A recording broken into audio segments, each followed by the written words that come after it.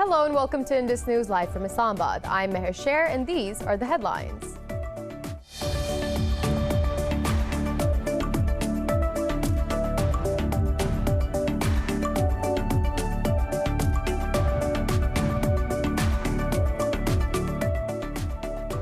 The global number of coronavirus cases has topped 67 million, while the virus has claimed over 1.5 million lives. Britain says it will procure up to 4 million doses of Pfizer-BioNTech vaccine as the country's death toll exceeds 61,000.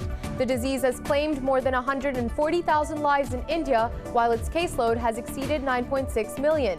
Pakistan has registered nearly 3,800 cases, 37 deaths overnight, taking the toll to 8,398.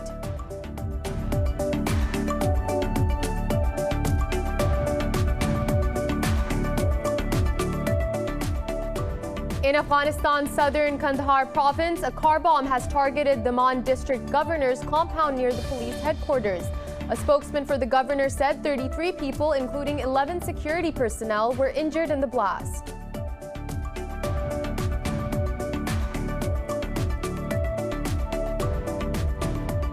China says it firmly opposes and strongly condemns U.S. interference in its domestic affairs. The Chinese Foreign Ministry said Beijing will take the legitimate measures to safeguard its sovereignty and security. The ministry issued the statement over a media report that Washington is preparing new sanctions on Chinese officials.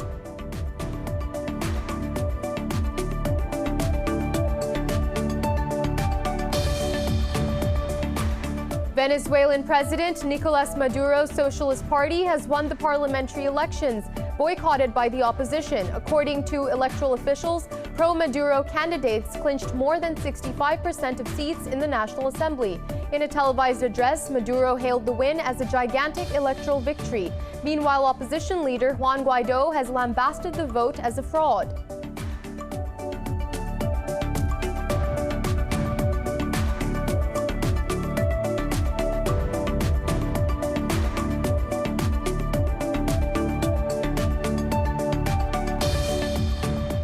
And in football, AC Milan beat Sampdoria 2-1 in a Serie A encounter at Luigi Ferrari's. After a scrappy first half, Milan finally broke Sampdoria's resistance when Frank Kessie scored from a penalty in the 45th minute. Unbeaten in the league this season, Milan stay 5 points clear at the top.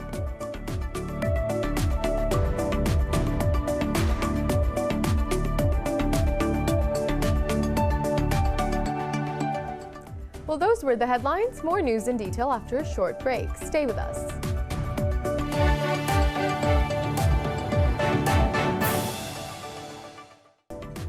Welcome back. And now for the news in more detail. The global number of coronavirus cases has topped 67 million, with over 1.5 million deaths. The U.S. remains the worst affected country, while India has the second highest tally of COVID-19 cases in the world. More on coronavirus in the following report. While mass vaccination drives against the deadly coronavirus kindle hopes of the beginning of the end of the pandemic, deaths and new cases worldwide are shooting through the roof. U.S. President Donald Trump's personal attorney, Rudy Giuliani, has also tested positive for the coronavirus. Reporting more than 200,000 daily cases for the fourth consecutive day, the U.S. government says the country is facing the worst event in its history. This is not just the worst public health event.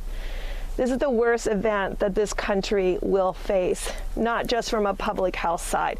Yet, we know what behaviors spread the virus, and we know how to change those behaviors to stop spreading the virus. Over in Europe, testing has been suspended in parts of the Austrian Alps after massive amounts of snow fell in the region.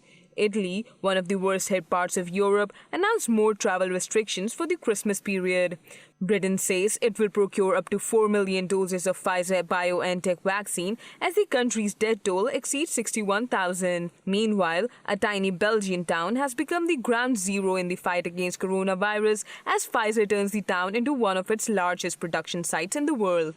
We always say that we are going to save the world, and that's the feeling in our town. The people are glad that we can give a contribution and to leave this difficult period for a lot of people. Over in Asia, Serum Institute of India, world's largest vaccine producer by volume, has sought emergency use authorization for AstraZeneca's COVID-19 vaccine. India has reported nearly 33,000 cases and 391 fatalities in the last 24 hours, while Indonesia received its first shipment of vaccine from China as the government prepares a mass inoculation program. And moving on to Pakistan, 37 people have lost their lives to COVID-19 over the past 24 hours, pushing the death toll to 8,205. Health officials say more than 3,700 people tested positive for the virus overnight.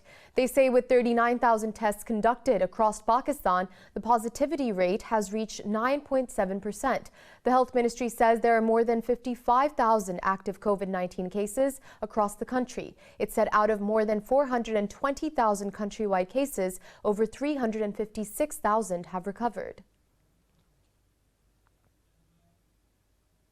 And Pakistan says developing states need $2 to $3 trillion to revive their economies in the wake of the COVID-19's adverse impacts. In an interview, Pakistan's envoy to the UN, Munir Akram, said developing states do not have financial capacity to recover from the pandemic. Munir Akram said economic collapse is confronting a number of vulnerable countries.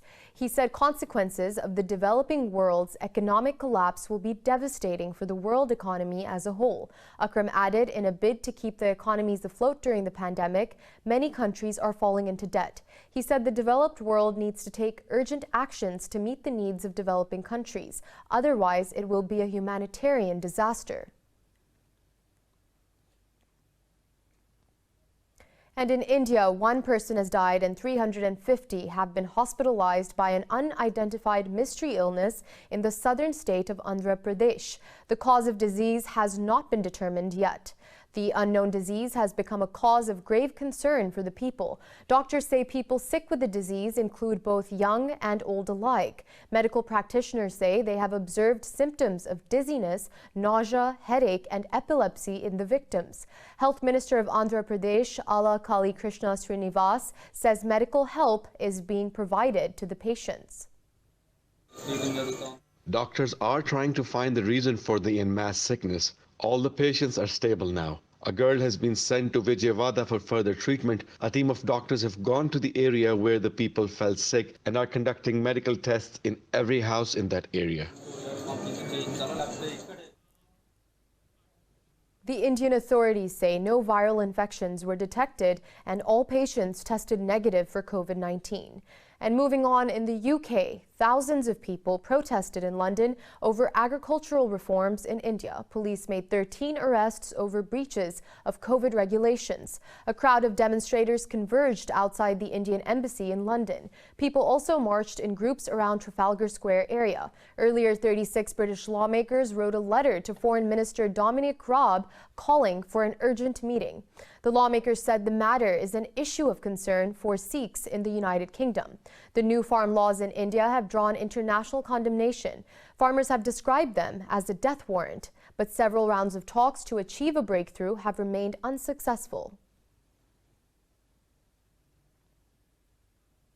Over in the U.S. state of Georgia, a Republican governor has rejected President Donald Trump's push to overturn the election results. In an interview, the deputy governor said the state is not going to move goalposts at this point in the election. Jeff Duncan said Governor Brian Kemp will not succumb to any pressure to call a special session of state legislature. Duncan said he voted and campaigned for the U.S. president, but he did not win the state of Georgia. He stated the Constitution is still in place and Biden would be sworn in as the 46th U.S. president. The statement comes a day after President Trump asked Kemp to overturn Biden's win in the state. Meanwhile, President-elect Joe Biden has picked California Attorney General Javier Becerra to be his health secretary. Moving on, China says it firmly opposes and strongly condemns U.S. interference in its domestic affairs. The Foreign Ministry issued the statement over a media report that Washington is preparing new sanctions on Chinese officials. Spokeswoman Hua Chunying said Beijing will take the legitimate measures to safeguard its sovereignty and security. At a press briefing, she also condemned U.S. sanctions on the Chinese Communist Party's United Front Work Department. Earlier, Washington also imposed visa restrictions on Chinese officials for their alleged action against critics. Now, the top U.S. Navy official in the Middle East says America has reached an uneasy deterrence with Iran. Tensions remain high over Tehran's nuclear program after months of regional attacks and seizures at sea. Vice Admiral Sam Paparo, who oversees the Navy's Fifth Fleet based in Bahrain, was speaking to a think tank. He described having a healthy respect for both Iran's Navy and its paramilitary Revolutionary Guard. He said he found Iranian activity at sea to be cautious and circumspect and respectful. Meanwhile, Tehran said Iran's naval forces have always professionally conducted themselves. A spokesperson for Iran's UN mission questioned what the U.S. Navy was doing 7,000 miles from its territorial waters. And in Afghanistan's southern Kandahar province, a car bomb has targeted the Mon district governor's compound near the police headquarters. A spokesman for the governor said 33 people, including 11 security personnel, were injured in the blast. Officials say the district police chief is also among those injured. They said the police headquarters building is also damaged in the blast. No group has yet claimed responsibility for the attack.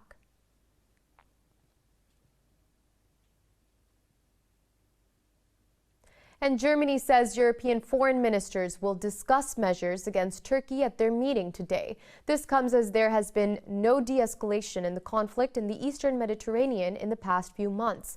Foreign Minister Heiko Maas said Germany has worked hard to facilitate a dialogue between the EU and Turkey over the past few months. But he said provocations and tensions between Turkey, Cyprus, and Greece have prevented any direct talks. Maas said for this reason, the meeting will talk about what consequences should draw. And Turkey says it has neutralized 11 militants of the Kurdistan Workers' Party during a counter-terrorist operation in Iraq. The National Defense Ministry said airstrikes were carried out in the Zap and Haftanin regions. It said nearly 500 Kurdish militants have been killed in northern Iraq over the past 5 months. Ankara vowed to continue to destroy weapon caches and shelters used by the terrorists. Turkey holds the PKK responsible for the deaths of some 40,000 people in a 30-year terror campaign.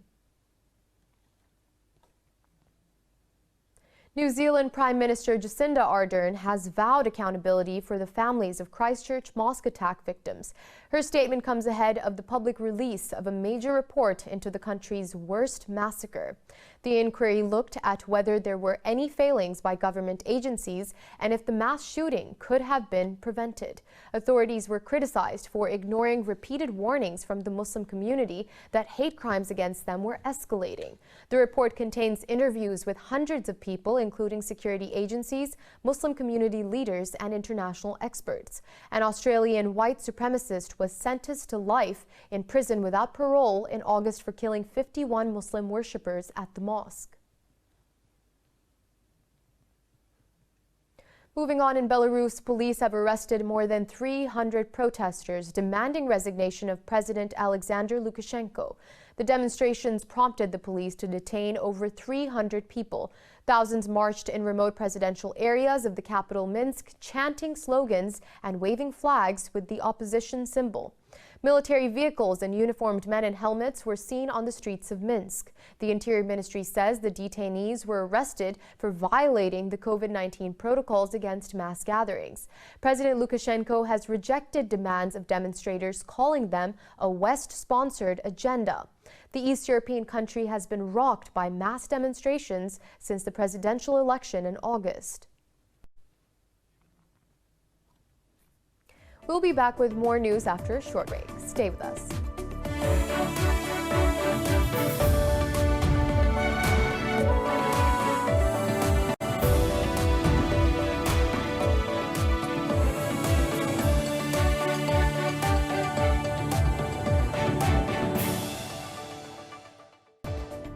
Welcome back. In Romania, Prime Minister Ludovic Orban has claimed victory in Sunday's parliamentary elections. However, one exit poll showed the opposition Socialist Democrats leading by a thin margin. Polls showed the centrist USR+, Orban's likely coalition partner, at roughly 16% of the vote. Orban is expected to get the nomination to form a coalition government from President Klaus Iohannis, even if the final results show him slightly behind the socialists. Turnout was the lowest since Romania shed communism in a bloody revolt in 1989. The election is crucial in determining the developing country's future in mainstream Europe. Now, Venezuelan President Nicolas Maduro's Socialist Party has won the parliamentary elections, boycotted by the opposition. Electoral officials say pro-Maduro candidates clinched more than 65% of seats in the National Assembly. In a televised address, Maduro hailed the win as a gigantic electoral victory. Meanwhile, opposition leader Juan Guaido has lambasted the vote as a fraud. The election was marred by an opposition boycott and voter turnout as low as 31%. Maduro's government has been hit by U.S. sanctions as Washington maintains that Guaido is the true leader of Venezuela. Moving on to Australia, more than 60,000 koalas were killed, injured, or displaced in last summer's bushfires. The Worldwide Fund calls it a deeply disturbing number for a species already in trouble. A WWF study reveals that the bushfires affected 3 billion animals. It says the Kangaroo Island in South Australia was worst hit, with nearly 40,000 koalas impacted. The WWF aims to double the number of koalas by 2050 through a program called Regenerate Australia. The bushfires, dubbed the Black Summer, killed 33 people and scorched 24 million hectares of land last year. Meanwhile, firefighters have managed to keep a large bushfire that came within 700 meters of a small township on Fraser Island at bay. Now, Pakistan has recently inked an agreement with a private British automobile firm for the manufacturing of electric buses. This will save up to $31 million worth of fuel expenses on an annual basis. More in this report by our correspondent, Manahil Ahmed. Pakistan's capital, Islamabad, will be the first city to have environment-friendly electric transport by next year. The draft of agreement was signed by Science and Technology Minister Fawad Chaudhry and the British firm CEO. The minister says a Swiss charging station company is expected to build a manufacturing plant in Pakistan. We have at least 2 big electric bus manufacturers who are establishing manufacturing in Pakistan. Likewise, we have, the charging station company, Swiss charging station company, who has now shown interest to put up a manufacturing plant as far as EV chargers are concerned. So that will be another big industry, and I think these two will change Pakistan's future export market. In the first phase, the British firm will manufacture electric buses for Pakistan, while in the second, more crucial phase, it will help the country in the production of vehicles locally. CEO of the automobile manufacturing firm, Azam Khan, said the company will also introduce 3 and 2 electric wheelers in the country. We have come up with a project of electric buses, 3-wheelers and 2-wheelers. So we are starting with electric buses first, and we'll be having an assembly plant in Pakistan. Director of the firm, Saqib Noor, said through their projects, they aim to achieve zero emissions. Our slogan is zero emission, to attain the zero emission and social impact through bringing the ecosystem. And for that, we have the e-mobility, the electric cars, and the e-housing as well. So we have but at the moment we are starting with Pakistan with the e-mobility. The initial plan is to roll out 30 electric buses across Islamabad, hoping to make it the region's first city with all-electric public transport. In future, other cities like Lahore and Karachi will also welcome emission-free transport. Manahil Ahmed, Indus News, Islamabad. Moving on, an Indian jeweler has set a Guinness World Record for most diamonds in a single ring. There are more than 12,000 diamonds in the ring, weighing 165.45 grams. More about this ring in the following report. With a hope to receive international recognition, Renani Jewels in India has made a ring with 12,638 diamonds. They have dubbed the ring as the Marigold, meaning the ring of prosperity. It was Renani Jewels and Managing Director Harshad Bansal's dream to achieve a Guinness World Records title. This ring took around 2.5 to 3 years of my life. How can I put a price on 3 years of my life? It is priceless for us. Bansal said all of the diamonds on the ring were of the best qualities used in jewelry worldwide. It took the jewelers 3 years to conceptualize and design the record-making ring. They used 38.08 carat natural diamonds for the ring. When I was doing a course for jewelry designing around 2.5 years ago, this idea came to me to make a ring which has more than 10,000 diamonds. I started conceptualizing the ring then. When I was learning. Slowly, I made several designs. Family also supported me, and it finally happened.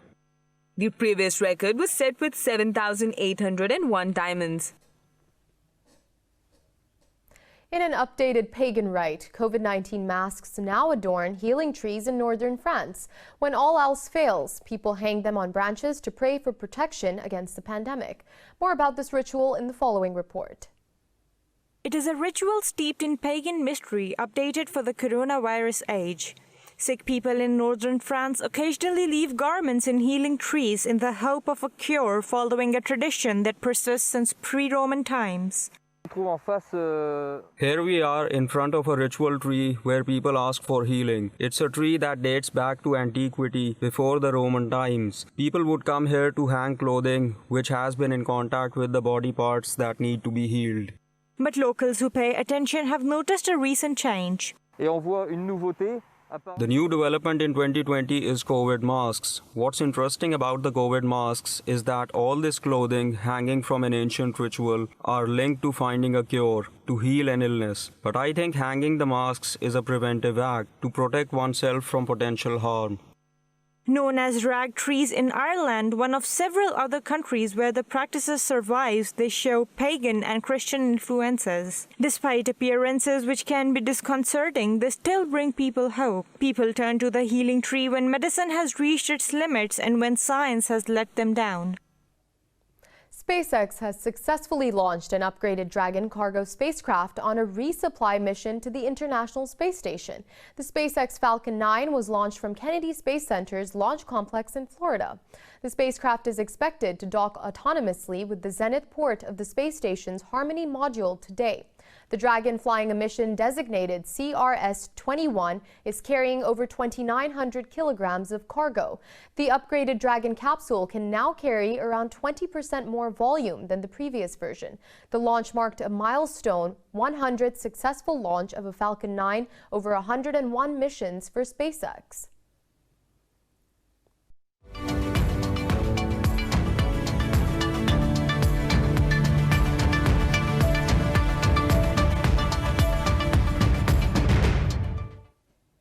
And now on to the world of business. China's exports have seen fastest ever monthly growth in November as its factories continue to benefit from global lockdowns. Exports rocketed by 21.1% from November previous year, with imports rising by 4.5%.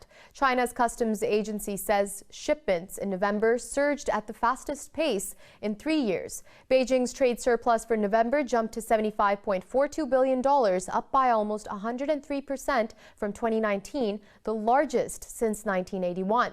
Improved domestic demand and higher commodity prices helped the trade figures surpass forecasts by analysts. The world's second largest economy has recorded a growth in exports for the 6th month in a row now. And European stocks are trading lower as investors monitor last-ditch efforts by the UK and EU to reach a post-Brexit trade deal. The pan-European stock 600 slipped close to 1% as majority sectors declined. Frankfurt's DAX and Italy's FTSE MIB have slid almost 1%. London's FTSE is hovering around the flat line, while the CAC 40 in Paris has slipped more than 1%. Earlier, Asian stocks traded mixed. Mainland Chinese, Hong Kong, and Japanese shares shed, while South Korean and Australian bourses gained.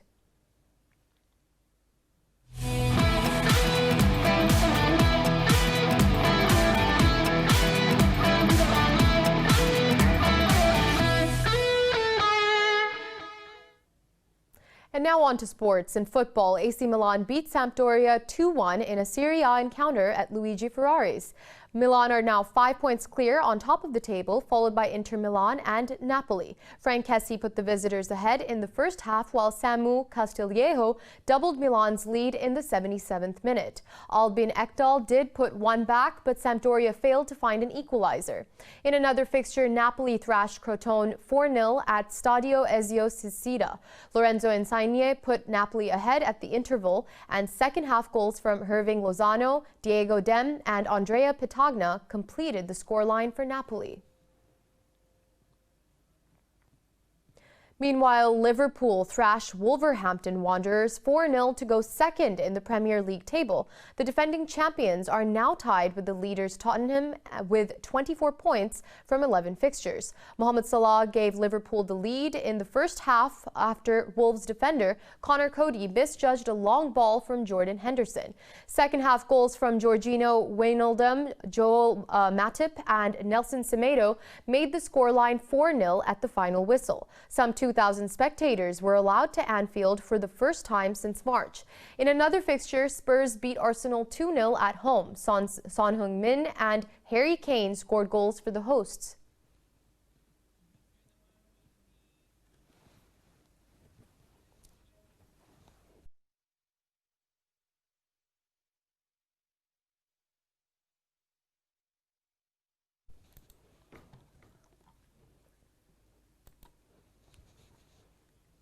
Pakistan's cricket team has been cleared to leave managed isolation in Christchurch after the 5th round of COVID testing.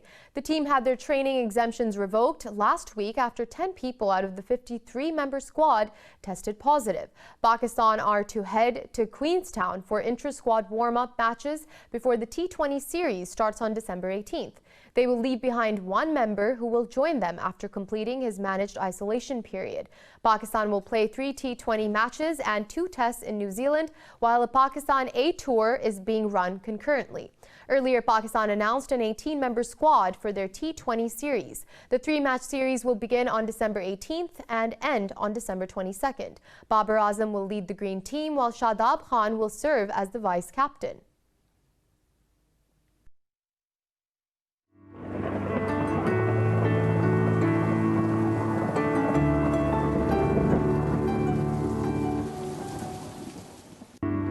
And now it's time to take a look at the latest weather updates from around the world.